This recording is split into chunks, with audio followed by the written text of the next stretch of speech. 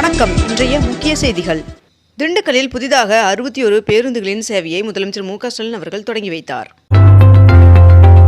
தமிழகத்தில் வருகின்ற 9ஆம் தேதி மயிலாடுதுறை, நாகப்பட்டினம், தஞ்சாவூர், திருவாரூர், புதுக்கோட்டை ஆகிய மாவட்டங்களில் ஒரு சில இடங்களிலும், காரைக்கால் பகுதிகளில் கன முதல் மிக கனமழையும், ராமநாதபுரம், சிவகங்கை, திருச்சி, அரியலூர், கடலூர், விழுப்புரம், செங்கல்பட்டு மாவட்டங்களில் ஒரு சில இடங்களில் கனமழை பெய்ய வாய்ப்புள்ளதாக வானிலை மையம் தகவல் தெரிவித்துள்ளது. திராவிட மாடல் ஆட்சியில் 4.5 ஆண்டுகளில் 1,99,00,000 மெட்ரிக் டன் நெல் கொள்முதல் செய்து சாதனை படைத்துள்ளது என்று முதலமைச்சர் மு.க. ஸ்டாலின் அவர்கள் தெரிவித்துள்ளார். உலக புகழ்பெற்ற மதுரை அலங்காநல்லூர் மற்றும் பாலமேடு ஜல்லிக்கட்டு பணிக்கான பந்தல் கால் நடப்பட்டது. தமிழ்நாட்டில் அடுத்த 4 நாட்களுக்கு மழை பெய்ய வாய்ப்புள்ளதாக வானிலை மையம் தகவல் தெரிவித்துள்ளது. மதுரை ஜல்லிக்கட்டில் பங்கேற்க விரும்பும் வீரர்கள் காளைகளுக்கான ஆன்லைன் பதிவு இன்று முதல் தொடங்கப்பட உள்ளது. 22 கேரட் ஆபண தங்கத்தின் விலை சவரனுக்கு ரூ. 320 அதிகரித்து ஒரு சவரன் 1,02,960 ரூபாயாகவும், 1 கிராம் 12,870 ரூபாய்க்கும் விற்பனை செய்யப்பட்டு வருகிறது. இதனைத் தொடர்ந்து 1 கிராம் வெள்ளியின் விலை கிராமிற்கு 12 ரூபாய் அதிகரித்து 1 கிராம் வெள்ளி 283 ரூபாய்க்கு விற்பனை செய்யப்பட்டு வருகிறது. பொங்கல் பரிசு தொகுப்பு வழங்குவதற்காக தமிழகத்தில் உள்ள ரேஷன் கடைகளுக்கு வருகின்ற 9ஆம் தேதி வெள்ளிக்கிழமை வேலை நாளாக அறிவிக்கப்பட்டுள்ளது. அதற்கு பதிலாக பிப்ரவரி 7ஆம் தேதி சனிக்கிழமை விடுமுறை அறிவிக்கப்பட்டுள்ளது. பொதுமக்களுக்கு பொங்கல் பரிசு தொகுப்பு மற்றும் 3000 ரூபாய் ரொக்கப்பணம் வழங்கும் நிகழ்ச்சியை முதலமைச்சர் மு.க. ஸ்டாலின் அவர்கள் நாளை தொடங்கி வைக்க உள்ளார். முதலமைச்சர் மு.க. ஸ்டாலின் அவர்கள் திண்டுக்கல்லில் இன்று கள ஆய்வு மேற்கொள்ள உள்ளார். ஹெத்தையம்மன் பண்டிகையொட்டி நீலகிரி மாவட்டத்திற்கு இன்று உள்ளூர் விடுமுறை அறிவிக்கப்பட்டுள்ளது. மத்திய நிதியமைச்சர் நிர்மலா சீதாராமன் அவர்கள் வருகின்ற பிப்ரவரி மாதம் தனது 9வது பட்ஜெட்டை நாடாளுமன்றத்தில் தாக்கல் செய்ய உள்ளார்.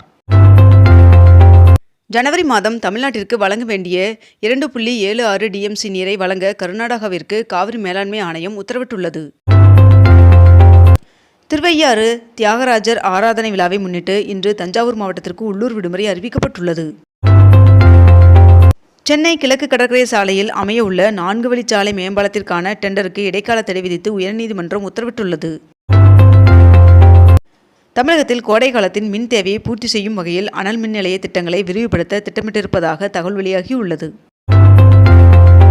திருப்பதி ஏழுமலையான் சுவாமி கோவிலில் ஸ்ரீவாணி தரிசன டிக்கெட்கள் ஆன்லைனில் வழங்கி அதே நாளில் சுவாமி தரிசனம் செய்ய தேவஸ்தானம் முடிவு செய்துள்ளதாக தகவல் வெளியாகியுள்ளது. தமிழக அமைச்சரவை கூட்டத்தில் தமிழ்நாடு உறுதியளிக்கப்பட்ட ஓய்வூதிய திட்டம் மற்றும் உங்க கனவு சொல்லுங்க என்ற புதிய திட்டம் ஆகியவற்றிற்கு ஒப்புதல் வழங்கப்பட்டது. தமிழகத்தில் பொங்கல் பண்டிகையொட்டி 22,797 பேருந்துகள் இயக்க திட்டமிடப்பட்டுள்ளதாக போக்குவரத்துறை அறிவித்துள்ளது. எஸ்ஐஆர் நடவடிக்கைக்கு பிறகு உத்தரப்பிரதேச மாநிலத்தில் 2,89,00,000 வாக்காளர்கள் பெயர் நீக்கப்பட்டுள்ளதாக தகவல் வெளியாகியுள்ளது. கரூர் கூட்ட நெரிசல் வழக்கு தொடர்பாக ஜனவரி 12ஆம் தேதி தவேக தலைவர் விஜய் அவர்கள் நேரில் ஆஜராக சிபிஐ சம்மன் அனுப்பியுள்ளது. தமிழ்நாட்டில் வரைவு வாக்காளர் பட்டியல் வெளியிட்ட பின் இதுவரை 11,71,600 பேர் பெயர் சேர்க்க மற்றும் நீக்க விண்ணப்பித்துள்ளனர் என்று தகவல் தெரிவிக்கப்பட்டுள்ளது. ஒன்றிய அமைச்சர் அஸ்வினி வைஷ்ணவ் அவர்கள் வெளியிட்ட அறிக்கையில் 2025ஆம் ஆண்டு 4.5 லட்சம் கோடி மதிப்புள்ள ஐபோன்களை ஆப்பிள் நிறுவனம் இந்தியாவில் இருந்து ஏற்றுமதி செய்துள்ளதாக தகவல் தெரிவித்துள்ளார். தமிழ்நாடு அரசு விரைவு போக்குவரத்து கழகத்திற்கு 61 புதிய பேருந்துகளின் சேவையை துணை முதல்வர் உதயநிதி ஸ்டாலின் அவர்கள் தொடங்கி வைத்தார். வங்கக்கடலில் உருவான குறைந்த காற்றழுத்த தாழ்வு பகுதி வலுப்பெற்றது என்று இந்திய வானிலை ஆய்வு மையம் தகவல் தெரிவித்துள்ளது. அரையாண்டு விடுமுறை நாட்களில் வண்டலூர் பூங்காவிற்கு 1,33,000 பேர் வருகை தந்துள்ளதாக தகவல் தெரிவிக்கப்பட்டுள்ளது. நாளை முதல் சென்னை பிராட்வே பேருந்து நிலையம் தற்காலிகமாக மூடப்படுவதன் காரணமாக அங்கிருந்து இயங்கும் பேருந்துகள் ராயபுரம் மற்றும் தீவுத்திடல் ஆகிய இடங்களில் அமைக்கப்பட்டுள்ள தற்காலிக முனையங்களில் இருந்து இயங்கும் என்று தெரிவிக்கப்பட்டுள்ளது. தமிழகத்தில் ஜனவரி 8ஆம் தேதி முதல் 14ஆம் தேதி வரை பொங்கல் பரிசு தொகுப்பு விநியோகம் செய்யப்படும் என்று தெரிவிக்கப்பட்டுள்ளது. தமிழ்நாட்டில் ஜனவரி 9 மற்றும் 10 ஆகிய 2 நாட்கள் கனமழை பெய்ய வாய்ப்புள்ளதாக வானிலை மையம் தகவல் தெரிவித்துள்ளது. தமிழ்நாட்டில் உள்ள ஓவிய சிற்ப கலைஞர்கள் தனிநபர் கலை கண்காட்சியை நடத்த தமிழ்நாடு அரசு நிதியுதவி வழங்குகிறது. மேலும் இந்நிதியுதவியை பெற விண்ணப்பங்கள் வரவேற்கப்படுவதாகவும் தெரிவிக்கப்பட்டுள்ளது. சென்னையில் உள்ள 1373 பேருந்து நிறுத்தங்களிலும் நேற்று தூய்மைப் பணிகள் மேற்கொள்ளப்பட்டன. கோவையில் மேற்கண்ட இந்த 3 இடங்களில் 3 அடுக்கு வாகன நிறுத்துமிடங்கள் அமைப்பதற்கான விரிவான திட்ட அறிக்கை தயாரிக்கப்பட்டு வருகிறது. மெய்யூரில் 4 கோடியில் பன்னோக்கு அரங்கம் கட்டும் பணியை அமைச்சர் ஏவா வேலு அவர்கள் தொடங்கி வைத்தார். ஆம்பூர் அருகே சோழர் காலத்தை சேர்ந்த 2 புலிக்குத்தி பட்டான் நடுக்கற்கள் கண்டெடுக்கப்பட்டுள்ளன. வடசென்னை வளர்ச்சி திட்டத்தில் 800 கோடியில் பல்நோக்கு போக்குவரத்து வசதி வளாக பெருந்திட்டம் பிராட்வே பகுதியில் செயல்படுத்தப்பட உள்ளதாக தகவல் வெளியாகியுள்ளது. சென்னை மாநகர பகுதிகளில் 623 மெட்ரிக் டன் பழைய சோஃபா மற்றும் மெத்தைகள் அகற்றப்பட்டுள்ளதாக தெரிவிக்கப்பட்டுள்ளது. பூந்தமல்லி வடபழனி இடையே அடுத்த மாதம் ரயில்கள் இயக்க முடிவு செய்யப்பட்டுள்ளதாக தகவல் வெளியாகியுள்ளது. டெல்லியில் புத்தர் நினைவு கண்காட்சியை பிரதமர் நரேந்திர மோடி அவர்கள் தொடங்கி வைத்தார். கல்லூரி மாணவர்களின் திறன் வளர்ச்சி மற்றும் டிஜிட்டல் முன்னேற்றத்திற்காக மடிக்கணினிகள் வழங்கும் திட்டத்தை முதலமைச்சர் மு.க. ஸ்டாலின் அவர்கள் தொடங்கி வைத்தார். தமிழ்நாட்டில் பொங்கல் பரிசு தொகுப்புடன் 3000 ரூபாய் ரொக்கப்பணம் வழங்கப்படும் என்று முதலமைச்சர் மு.க. ஸ்டாலின் அவர்கள் அறிவித்துள்ளார். தமிழ்நாட்டில் வீடு வீடாக சென்று பொங்கல் தொகுப்பு டோக்கன் விநியோகம் செய்யும் பணி தொடங்கியது. அறநிலைத்துறை சார்பில் 108 கோடி ரூபாய் மதிப்பீட்டிலான 19 புதிய திட்ட பணிகளுக்கு முதலமைச்சர் மு.க. ஸ்டாலின் அவர்கள் அடிக்கல் நாட்டினார்.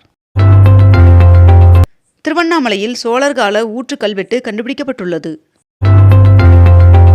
2036ஆம் ஆண்டு இந்தியாவில் ஒலிம்பிக் போட்டிகளை நடத்த முயற்சிகள் மேற்கொள்ளப்பட்டு வருகின்றது என்று பிரதமர் நரேந்திர மோடி அவர்கள் தெரிவித்துள்ளார். வெனிசுலா அதிபர் கைது செய்யப்பட்டதற்கு அமெரிக்க முன்னாள் துணை அதிபர் கமலா ஹாரிஸ் அவர்கள் கண்டனம் தெரிவித்துள்ளார். கள்ளக்குறிச்சி மாவட்டம் ரிஷிவந்தியம் ஒன்றியத்தை பிரித்து வானாபுரம் ஒன்றியம் உருவாக்கி அரசாணை வெளியிடப்பட்டுள்ளது. தமிழகம் முழுவதும் 9248 கடைகளில் இருந்து தடை செய்யப்பட்ட 15 டன் பிளாஸ்டிக் பறிமுதல் செய்யப்பட்டு 12 லட்சம் ரூபாய் அபராதம் விதிக்கப்பட்டுள்ளது. தமிழகத்தில் அரசு அலுவலர்கள் மற்றும் ஆசிரியர்களுக்கு புதிய அறிவிப்பின்படி கடைமாத ஊதியத்தில் 50% ஓய்வூதியமாக வழங்கப்படும் என்று அறிவிக்கப்பட்டுள்ளது. தமிழ்நாட்டில் 11 கோவில்களில் 18 புதிய திட்டப் பணிகளுக்கு முதலமைச்சர் மு.க. ஸ்டாலின் அவர்கள் அடிக்கல் நாட்டினார். 2025ஆம் ஆண்டில் திருப்பதி ஏழுமலையான் சுவாமி கோவிலில் பக்தர்கள் 1383 கோடி ரூபாயை காணிக்கையாக செலுத்தியுள்ளனர் என்று தகவல் வெளியாகியுள்ளது. இலங்கை கடற்படையால் கைது செய்யப்பட்ட மீனவர்களை விடுவிக்க நடவடிக்கை தேவை என்று வெளியுறவுத்துறை அமைச்சருக்கு முதலமைச்சர் மு.க. ஸ்டாலின் அவர்கள் கடிதம் எழுதியுள்ளார். வருகின்ற ஜனவரி 7ஆம் தேதி முதல் 20ஆம் தேதி வரை அதிமுக தேர்தல் அறிக்கை தயாரிப்பு குழுவானது மண்டல வாரியாக சுற்றுப்பயணம் மேற்கொள்ள உள்ளனர் என்று தெரிவிக்கப்பட்டுள்ளது. இத்துடன் இன்றைய தலைப்புச் செய்திகள் நிறைவடைகின்றன. மேலும் இதுபோன்ற அண்மை தகவல்களை உடனுக்குடன் தெரிந்து கொள்ள அக்னிபூ சேனலை சப்ஸ்கிரைப் செய்து கொண்டு தொடர்ந்து இணைந்திருங்கள். நன்றி, வணக்கம்.